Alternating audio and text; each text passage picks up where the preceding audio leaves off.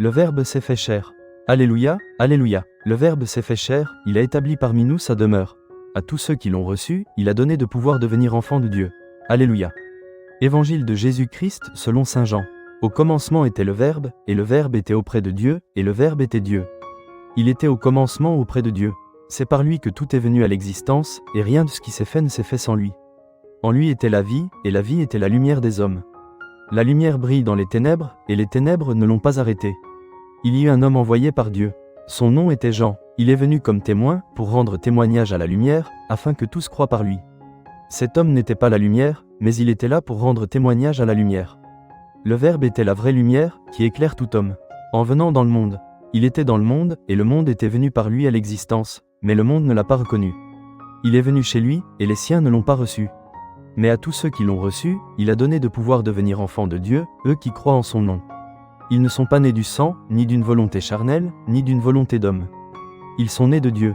Et le Verbe s'est fait chair, il a habité parmi nous, et nous avons vu sa gloire, la gloire qu'il tient de son Père comme Fils unique, plein de grâce et de vérité.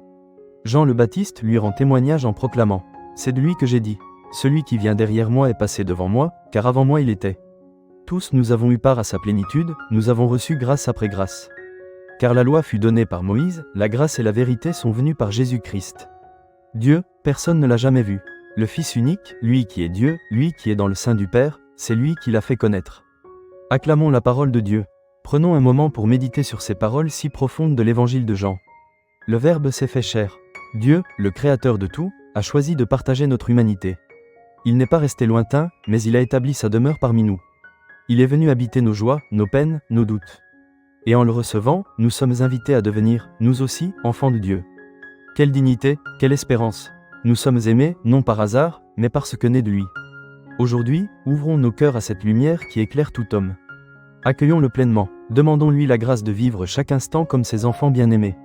Si cette méditation vous a touché, n'hésitez pas à liker cette vidéo, à vous abonner à la chaîne, et à partager avec vos proches. Que Dieu vous bénisse.